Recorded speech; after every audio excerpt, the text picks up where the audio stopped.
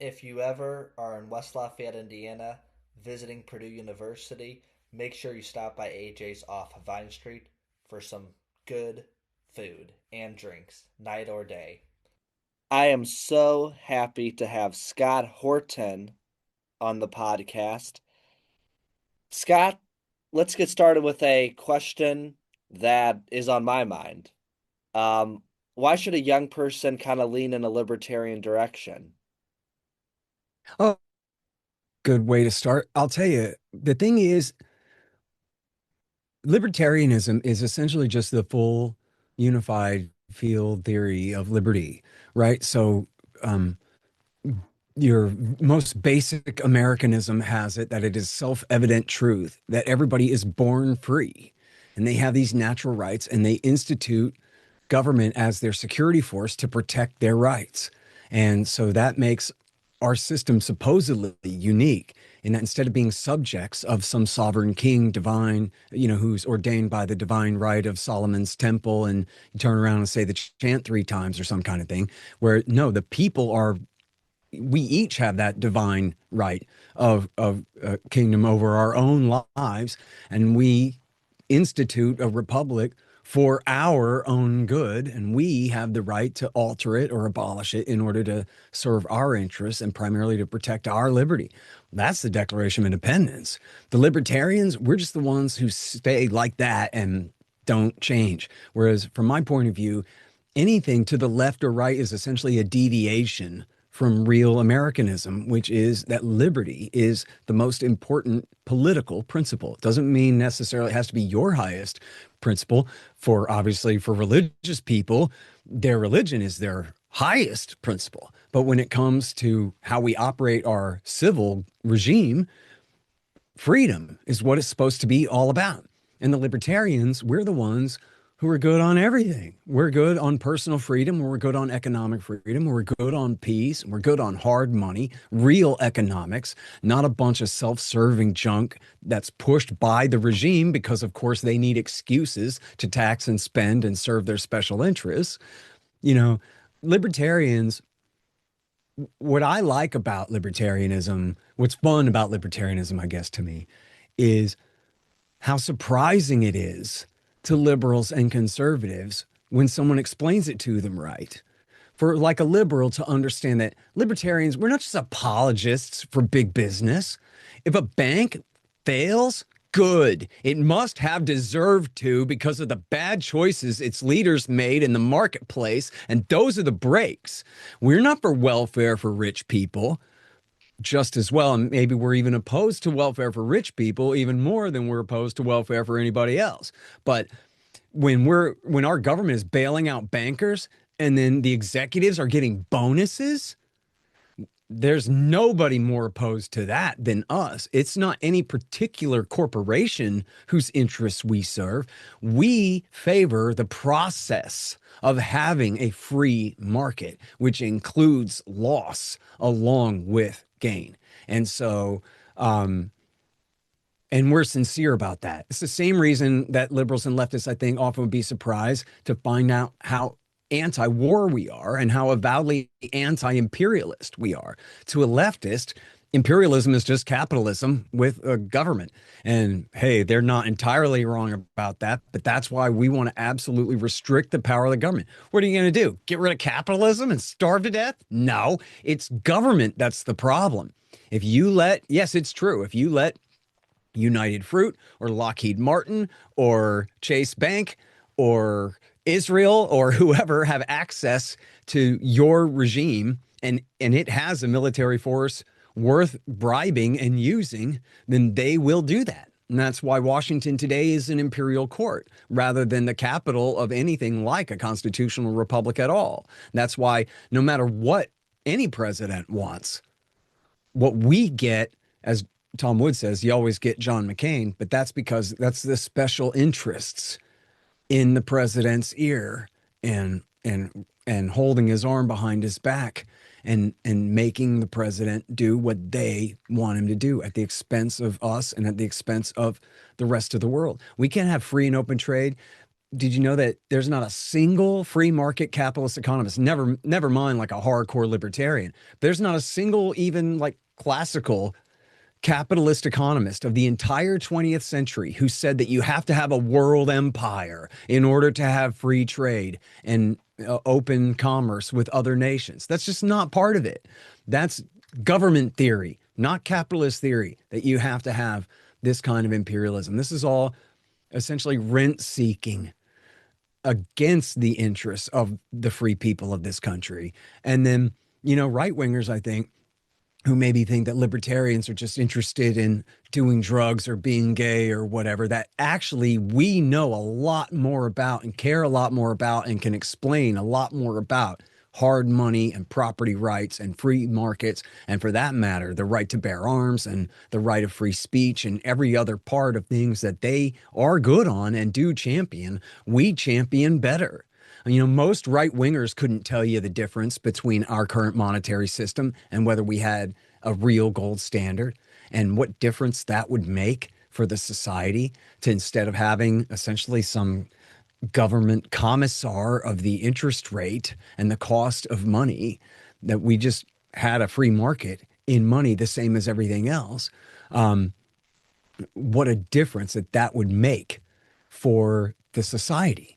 Whereas libertarians, not only are we good on this, but we've been good on this for generations. Okay. We have libraries full of the harm inflation causes to our society, including helping to support the world empire that we should not be doing in the first place. And so, to me, if any good conservative, good consistent, and good intentioned conservative or liberal or leftist, if they focus on the best parts of what they believe and they try to be consistent with those principles, they're going to end up with us. Wow. Well, thanks for the long answer. And I guess that means that somebody even older can become a libertarian. Sure. So Um, a few weeks ago in Minnesota, Alex Preddy obviously had a weapon and they kind of tackled him to the ground and there was a big moment and then he obviously died. Rest in peace. Every time somebody dies is bad. Um, do you believe that you should have the right to bear an arm at a protest? I'm asking you this because Cash Patel and several members of the right wing who would say that they are pro-gun said you cannot bring a loaded gun to a protest. What's your view on all this? Yeah, Trump said that too. Well, it's just completely crazy and wrong. And there's not a state in the union that those statements reflect their law. That's just not true. And there are whatever different level court precedents about this and everything else. The right to bear arms, whatever restrictions they have in your state, it's for your private property and on public property, other than they can say, well, not in this airport or this courthouse or whatever. Um, and then in almost every state, now it's virtually every state now. The only question is whether the weapon has to be concealed or whether it has to be openly displayed. And like, for example, in the Texas Constitution, that's the only authority that the state legislature has over the carrying of weapons, of whether it has to be openly displayed or not. And they say, as per the custom of the time, what makes the most sense for tranquility, right? Whether you want everybody, showing that they're armed or not. Um, but whether someone has the right to, I don't know if it's Supreme Court decisions or what, but even just on the basic natural right sense and or even on the basic civil rights sense, if we're talking about, publicly owned property under the control of the state, and I use, quotes around owned there, that as long as that's the question there, then we should be interpreting maximum freedom in all cases. And there's every kind of precedent of left wingers and right wingers and boogaloo boys and whoever bringing their AR-15s to protests. And I have to tell you, I think that is unwise. I think the purpose of a protest is to show nonviolent and even the implication of violence is like very, very varied, right? It's just we are very, very angry and we'll unelect your ass next time kind of a thing is usually the point. When you're bringing weapons to a protest, there's a huge chance, just on the face of it, that there could be a counter protest of whatever the point of view is, as well as you are dealing with armed agents of the state. You're publicly protesting, like chances are you're protesting at the Capitol, or you're protesting where, in this case, cops are doing things to people. You bet they're armed. So this is a question of wisdom now, not about your natural or civil rights under the law or whatever like that. Of course, you do have the right. But I don't go to protests where people are standing around with rifles, dude. I don't think that that's wise to do. And I would not advise people doing that. Like, you want to have one or two guys providing security at the corners or whatever, fine. But like, and if the protest is about the right to bear arms, then that's a different question, right? Come and take it. And then you turn out 50,000 people at the Capitol with their rifles. That's like, yeah, don't you dare try to come and take it, y'all. You know, I'm for that. That's kind of different. But when people are just protesting this, that, whatever, this guy knows he's going to be getting into a conflict with, he has before, it's on tape from a week before, where he's like essentially getting in their face, almost begging for them to put their hands on him. Why bring a gun to that? You know what I mean? Where they literally have the authority to put their hands on you. You certainly do not have the right to use your gun to defend yourself, because they try to place you under arrest. I'm not saying he went for his gun, but I'm saying, like, so why even bring the damn thing then, right? Who are you going to come into conflict with here? There's no right-wing militia guys out there. The only people you're going to come into conflict with are cops. And yeah, if they try to murder you, you have the right to self-defense. But if they try to put their hands on you, you have the right to submit to their authority, dude. This is a civil law structure, not war. What are you talking about? So I think it was very unwise for him to bring his gun there. But then here's some more unwise things. Who taught police officers, who are all supposedly big, macho, upper body strength, tough guys, that when they see a gun, they are supposed to panic, and they are supposed to direct all of their other fellow officers to all panic? What do you think it means when a cop says, gun, gun, gun, gun, gun, gun, gun, gun? Well, it sounds like maybe he's going for it, right? When the cop who saw the gun could have just as easily said, oh, he has a holstered firearm in the small of his back. I'm going for it, Jimmy. Okay, I've got it. That's all he had to do. Everybody else was holding him down. He didn't have to scream gun, gun, gun and drive everybody into panic. And then what does he do? He puts his hand on the gun and he pulls the damn trigger. And I know they say this particular SIG misfires, and maybe that's just destiny, man. That was just an unfortunate damn thing this time, that they got the most misfiring handgun of our era, was the one in the small of his back. And so whether it was the cop's direct fault that he bumped that trigger or not, that gun then went off. And the cops who the same guy had just induced panic in all of them, because that's his training. That's what you're supposed to do. When you see a gun, you're supposed to scream, panic, panic, panic, at all of your other fellow cops. And then he misfires the gun, and they start shooting. And this is also their training. Empty your entire magazine. Make sure the guy is all the way dead so that he can't testify against you. That also is American law enforcement training. Shoot until your 15-round Glock clip is empty. You know, if you can do it. And I don't know if they shot him 10, 12 times. And so I don't know. And it was two different cops that shot him too. And look, if you're just totally biased against the cops, which I am, it might be easy to say. And I saw a lot of people say this. Oh, they just executed him. They disarmed him, then they executed him. Well, yeah, except the one idiot cop screamed panic, panic, panic, gun, gun, gun, and then shot at the ground with it and spooked them. Don't leave that out. I'm not saying it's an excuse, but that does change it from an execution, which is premeditated murder one, to now it's manslaughter, right? It's the dumbest damn error is what killed that guy on the part of these cops. There's no reason to think you would have to read their mind to just pretend to know somehow that they heard the misfire of the so-called perp's gun, the suspect's gun, in the hands of their buddy. And they thought, oh, whoopee, now is my excuse. I get to pretend to think that I'm in danger now and pull the trigger. That wasn't it. That wasn't it. He told them, gun, gun, gun. And then he shot the thing into the ground and they freaked out and pulled their trigger. And there's been cases like this. I couldn't find it. I was looking for one. And it's funny because I know a lot about the case, except I can't remember when or where it was or who it was that died in it.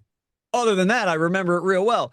But it was like a stack of SWAT cops go into a house, and like the third guy in line shoots the second guy in line in the back accidentally. And then they all just open fire because of course they do, you know? So that's seen, and I guess the fact that I've seen that happen before informs my judgment on this too. That's what happened, you know. And so, but did he have the right to bring a gun there? Yes. But then should he have stayed on the sidewalk the hell out of their way with his little sign and avoided confrontation at all costs? Yes. Don't bring a gun to a fist fight with a cop. They'll kill you. They will kill you. You know, I grew up in an upper middle class neighborhood. And my dad told me, a cop tells you to do something, do it. I'll bail you out later. We'll get a lawyer and argue with the judge later. Don't fight with a cop. For all you know, he just got off an armed robbery and is angry. For all you know, his wife is leaving him tonight or last night, you know, left him last night. And he's got a gun. And he knows he's not going to get in trouble if he kills you, dude. So don't make him mad. Like, what are you doing, dude? A cop screaming, you know, Full Metal Jacket in your face? I don't talk to police. Take me in. Whatever, dude. I'll fight about this in court later. Not you kill me now, you know?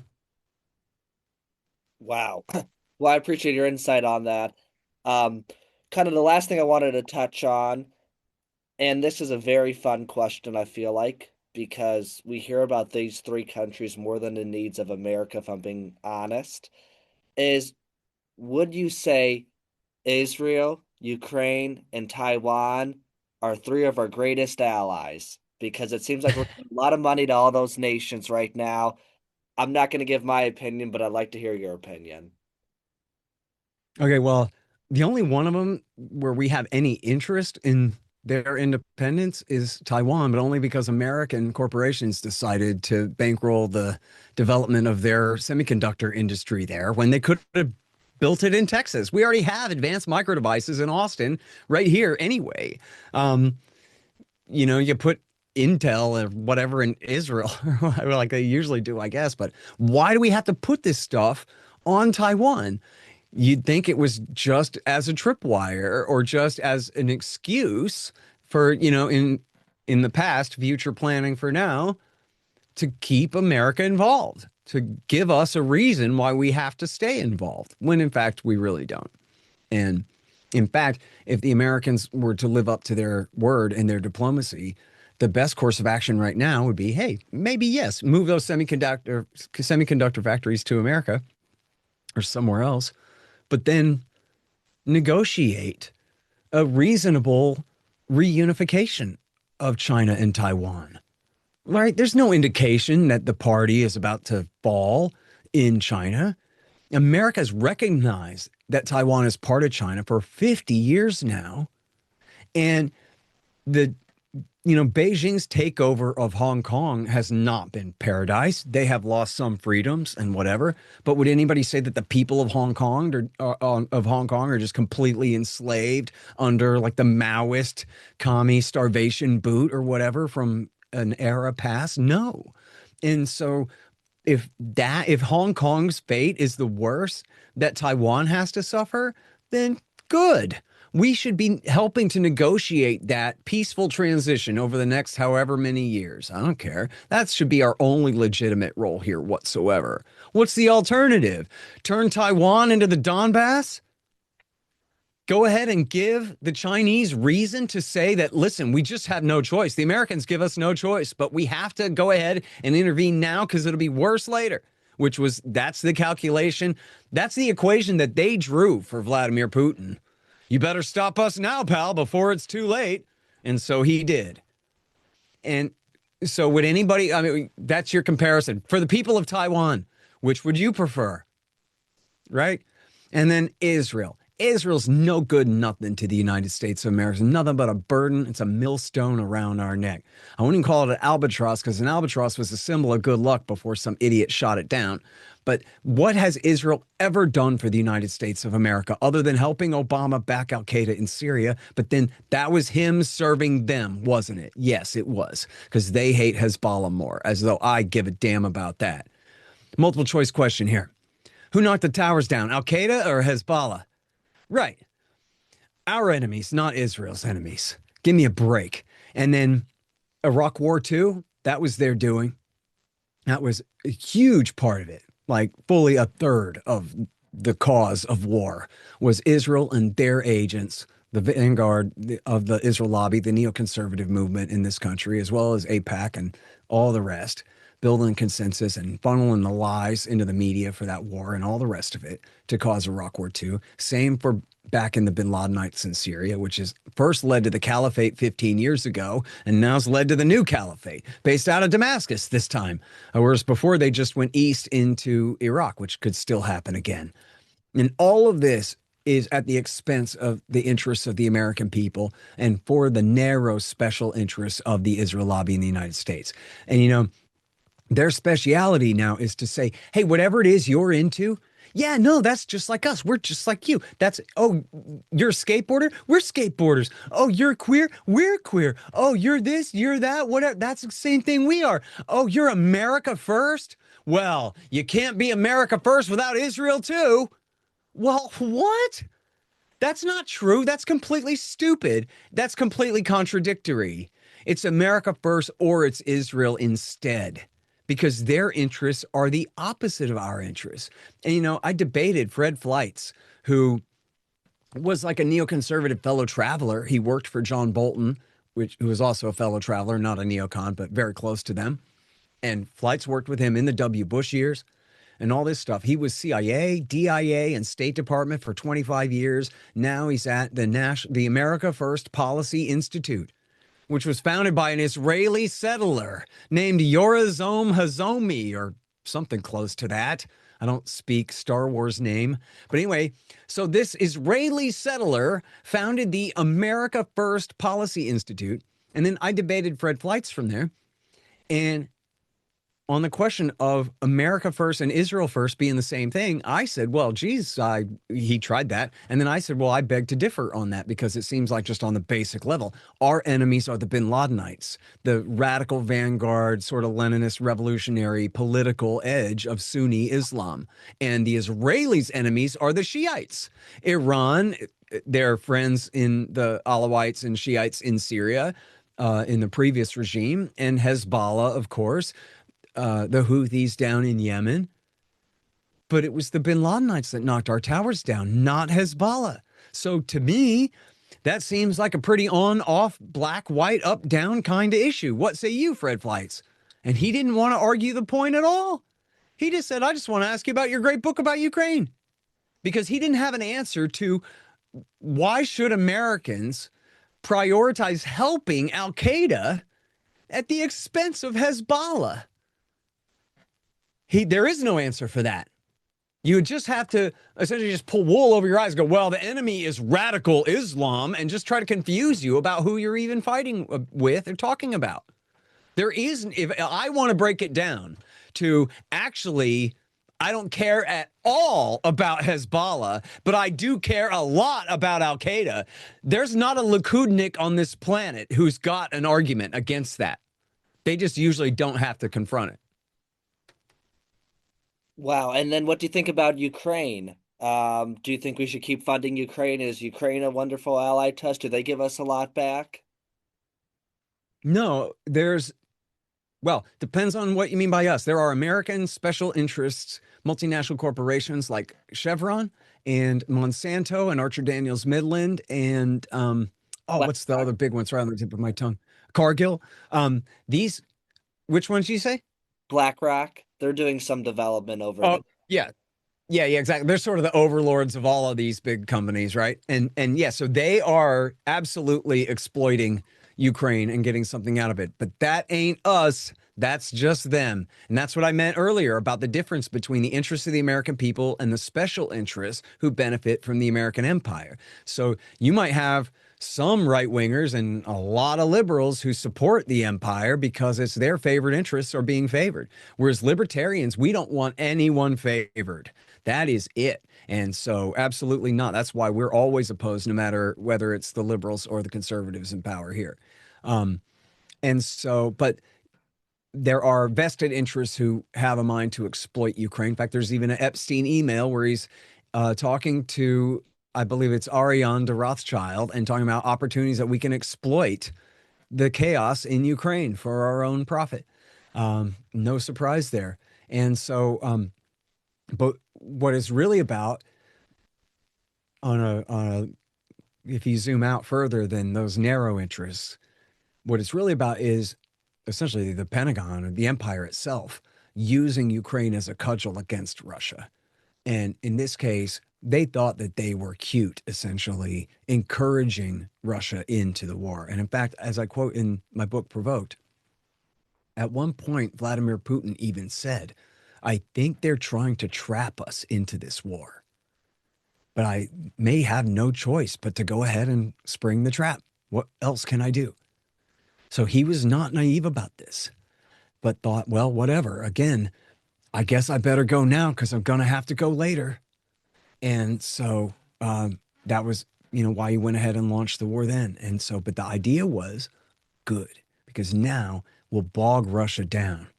We'll do just what we helped the Mujahideen do to the Soviet Union in the 1980s, just what we helped bin Laden and then the Taliban do to us in Afghanistan ourselves over the last 20 years. Blow our own brains out on a murder suicide mission, right? And that's what we're trying to do. That's what they mean by strategic defeat. All of eastern Ukraine might be lost, hundreds of thousands of casualties on the Ukrainian side may be lost, killed and wounded, but it's going to cost Putin a bunch of rubles. And it's going to cost him a bunch of dead young men too. And so that's good. And you can have, and I have the quote after quote after quote in my book of American politicians and pundits and military strategists and whoever, and they go, over and over again, they'll say, we're killing Russians. We're sending them home in body bags. We're sending them home in coffins. We're making Russians dead, dead, dead, dead. But at no cost to any American soldiers. It's the best bang for our buck ever. It's the cheapest war that we could have ever fought against the Russians. Yeah, we're giving them some money, but it's not that much. And we're inflicting all of this damage. And then they won't even mention the people of Ukraine, the soldiers of Ukraine being torn to shreds in this thing. So the Russians' lives have value worth costing, and Americans' lives have value worth preserving. Ukrainians are the cudgel that we use to kill the Russians, but they don't even get a mention. They don't even get parentheses. I mean, of course, we value their heroic sacrifice. They get shit. They get not even a mention in their role in of thanks, or for their role in helping to hurt Russia, which we're not necessarily doing, right? We're just strengthening Russia's position in the rest of Asia, and the Europeans are still buying Russian gas to pay for the Russians' side of the war the whole time because they have no choice. So the whole thing is horrible. So, but my beefs with Washington much more than Kiev, but it on the yes, bare bones, is Ukraine any use to the United States of America? Does it serve America's national interest whatsoever? No. And I would point out that even Robert Kagan in 2024 said in the Washington Post, that's Victoria Nuland's husband, said in the Washington Post that, you know what? I mean, geez, and this quote is in Provoked as well. Come to think of it, the Soviet Union ruled the entire northern coast of the Black Sea throughout the Cold War, and we didn't care. It didn't make any difference to us at all. And then he said this. This is not my words. It's his, and I don't agree with them, but I'm just saying for context. He says, and we think of those as the good old days. Now, in fact, they were enslaved under Soviet totalitarianism under that time, during that time, and it was not the good old days for anyone. However, the point being, though, that the Washington never gave a damn about Ukraine. When it was part of the Soviet Union, most Americans were raised to think of the Ukraine as a region of Russia, not just a constituent republic in the Soviet Union, but that it was a region of Russia, the Ukraine. That's why it has a the in front of it. And it was like news to most Americans that Ukraine wasn't already a part of Russia, wasn't still a part of Russia when, they didn't even notice in 2014, but in 2022, you could see people saying that. Why are Russia and Ukraine fighting? Is Ukraine leaving Russia? Right? Because they didn't even know that they were separate. So no, to the American people, makes no difference whatsoever, other than to our regime. Ukraine is a cynical weapon to use against their enemies in Russia for daring to just maintain their independence from us. Wow. Well, I really appreciate you coming on the show today. One last thing I just want to end on in about 30 seconds is who do you think would be a good president in 2028? You can Well, I'd support Thomas Massey if he ran. I'm sorry. I said you can say no one too, by the way. Oh, But you said well, Thomas Massey. yeah, I wish I could make Ron Paul younger again and run him more. He's the best ever, but Thomas Massey's been getting a lot better lately, and he's got some real fight in him. And look, just existing on Twitter the way I do, I see how the MAGA guys are upset with him. He's breaking ranks, and he ain't supposed to do that and all that. But man, he's breaking ranks only in all the best ways that they just cannot fade and cannot argue. They can say that he's a Democrat. They can say that he's doing the wrong thing, but they cannot make a case for that. He voted against whatever latest appropriation. And then you check his Twitter and he goes, yeah, because it has billions in welfare for Somali refugees. The same thing that every Republican is pretending to oppose right now. But the following 10 Republicans are helping the Democrats get it passed. And that's why I refuse to go along. And then they go, oh, you're such a rhino. I'm sorry, dude. That's just not going to work. And especially when we got to fight this out on Twitter live every day over the next few years there. Look at Donald Trump today at some prayer breakfast, complained about Massey. He says, Massey, he's just like Rand Paul. They like to vote no. Well, I'm sorry, but that is music to my ears. We called Ron Paul Dr. No as a term of endearment and affection. This is our brave obstructionist who goes to Congress and does everything he can to stop the rest of them from all their follies. Now, you want to ostracize him, you're essentially putting yourself in the position of Mitch McConnell. You're saying, I'm Mitch McConnell, and I say, you're out of line, young man. Well, look, we like the young man. I'm sorry. You know what I mean? It's like having Jonah Goldberg in the National Review oppose Donald Trump. Like, I don't know, you're making him look pretty heroic. Well, Same generally thing here. speaking, I want to say this, and I don't have too much time, but anytime you have Goldbergs and Steens and Steins, they tend to advocate for one nation, if I'm going to be pretty freaking honest. So anytime you have Not people, always. well, generally Hey, speaking, no need to oversimplify.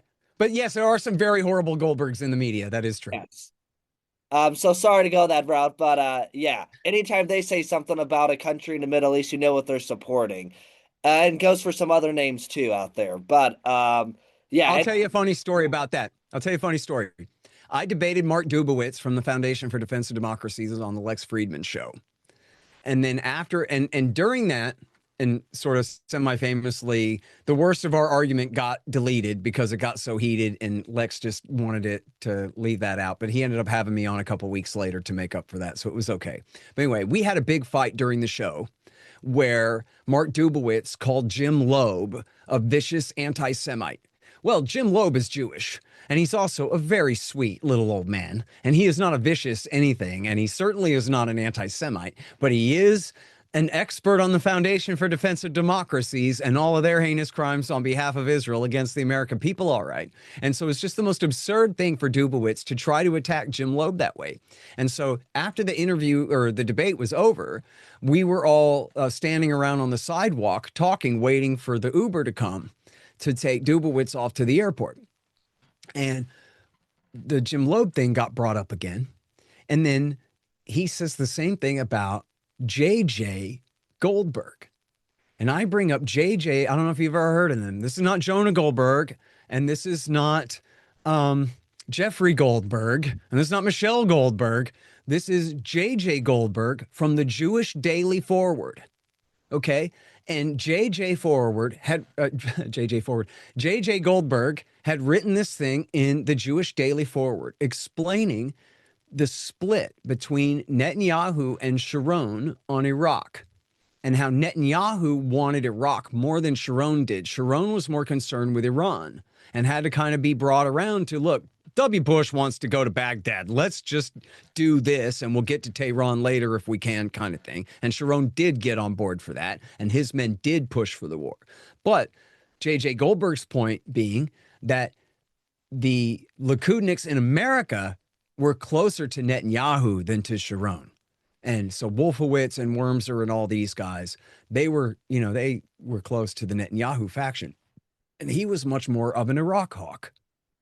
And now J.J. Goldberg says in this piece, it was George W. Bush who took us to war. There's no reason in the world to just blame the neoconservatives for this.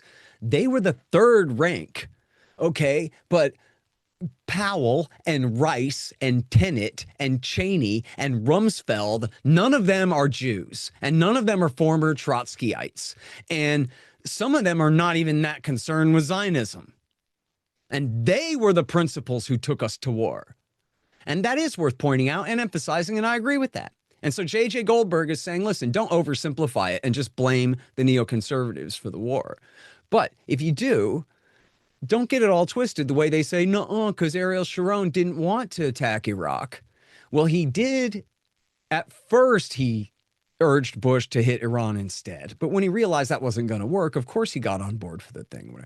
So I'm sorry, long story short, I bring this up to Mark Dubowitz. And you know what Mark Dubowitz said? He said, J.J. Goldberg is an anti-Semite.